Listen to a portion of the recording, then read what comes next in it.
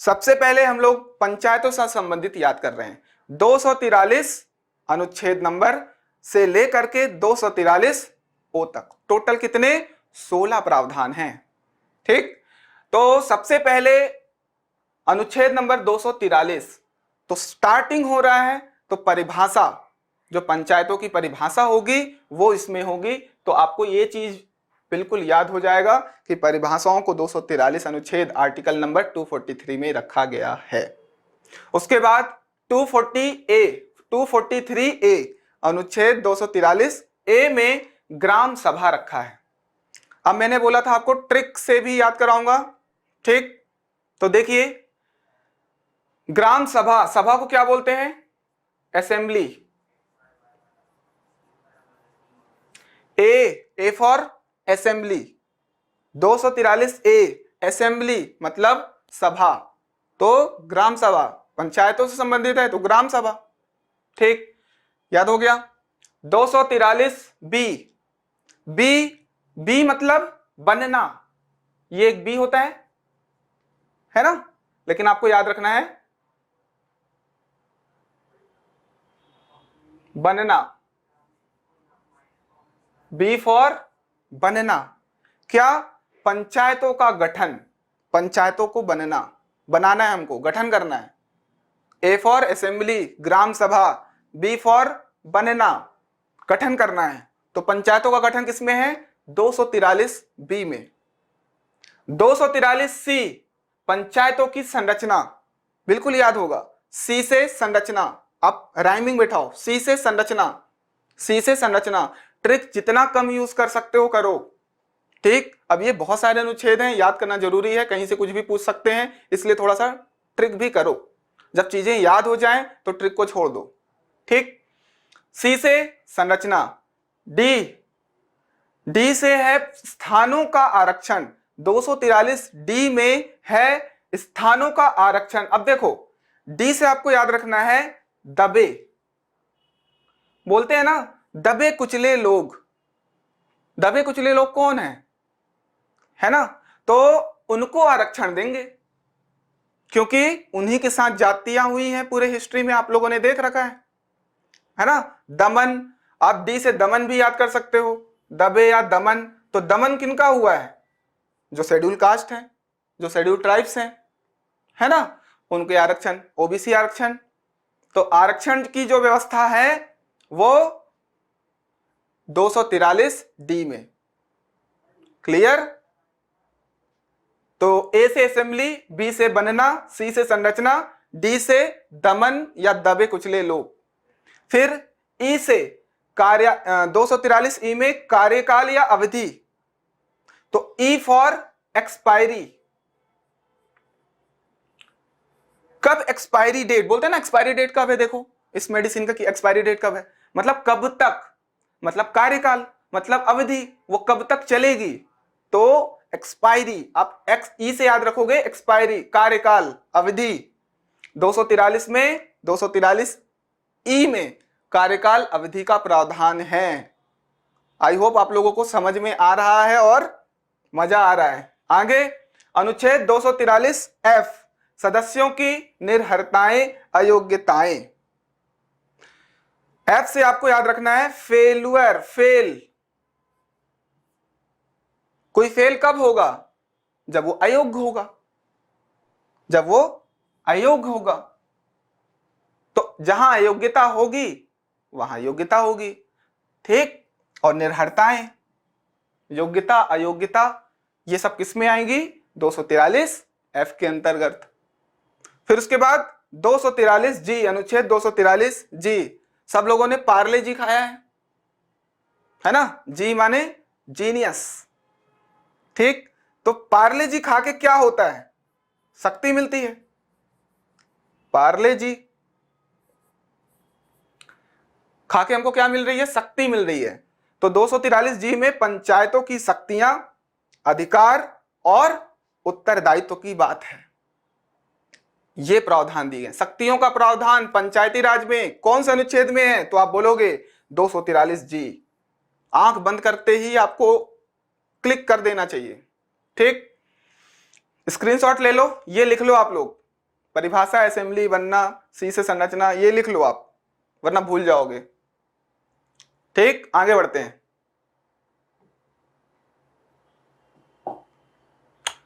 (243) क्या दिया हुआ है?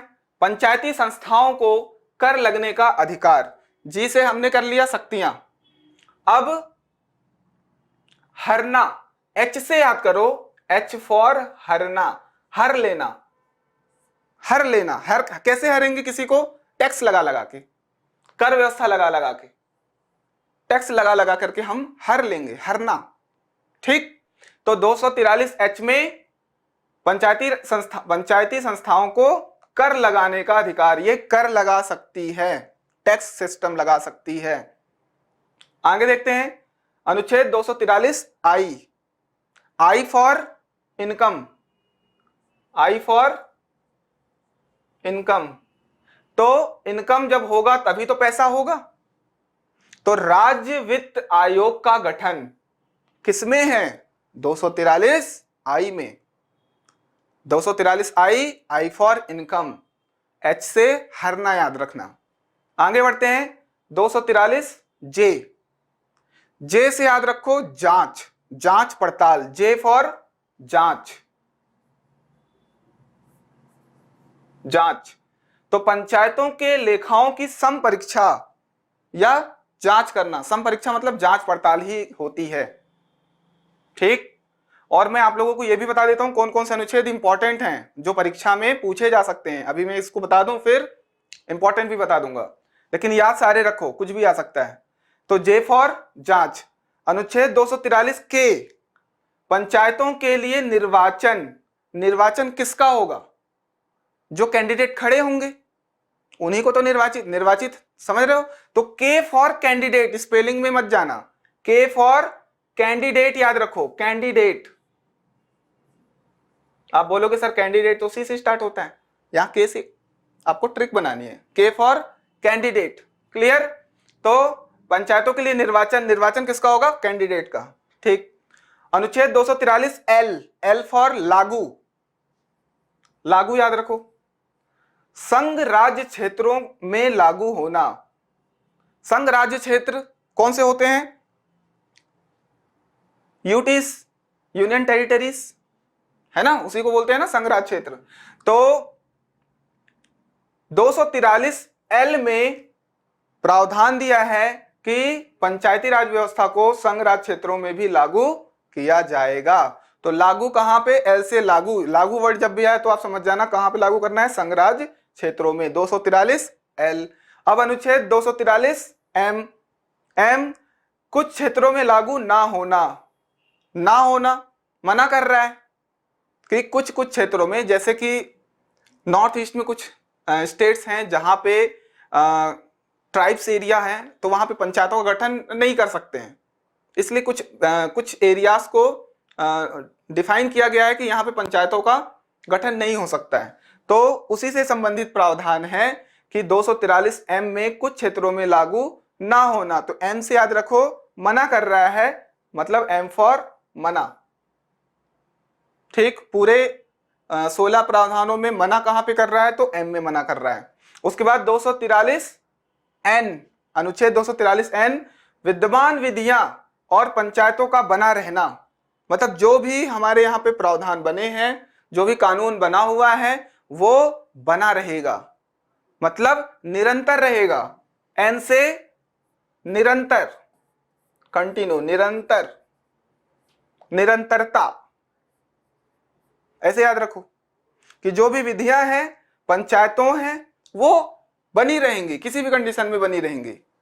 तो आपका यहां पे क्या याद हो गया? 243 एन से निरंतरता। उसके बाद अनुच्छेद 243 ओ, इसके अंतर्गत क्या है? निर्वाचन संबंधी मामलों में न्यायालयों को हस्तक्षेप का वर्जन, मतलब हस्तक्षेप नहीं कर सकती न्यायालय।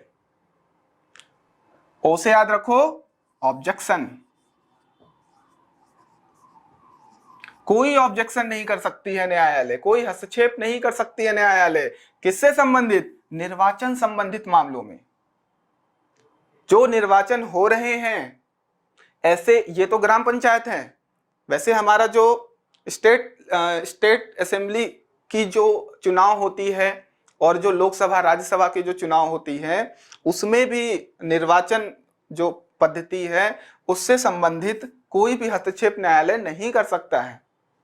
ठीक है, तो उसके प्रावधान अलग हैं। यहां पे आप याद रखो अनुच्छेद 243 ओ में जो न्यायालय है वो हस्तक्षेप नहीं कर सकता निर्वाचन संबंधित मामलों में। ग्राम पंचायत के निर्वाचन संबंधित मामलों में जो न्यायालय है वह हस्तक्षेप नहीं कर सकता। क्या इतनी बात क्लियर है? सारी चीजें क्लियर है? नोट डाउन कर लो या फिर स्क्रीनशॉट ले लो।